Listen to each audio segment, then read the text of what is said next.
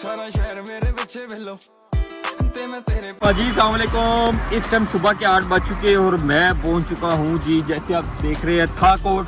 और यहां से एक रोड जाएगा जी बालाकोट की तरफ, जो यहां से तकरीबन है जी 3 किलोमीटर। ये हमारा जंगल का एरिया, उसके आगे 22 किलोमीटर बाद हमारा आ जाता है बालाकोट। बालाकोट से देखिए आपने जहाँ जाना है, नारान जाना है, शुकरान जाना है।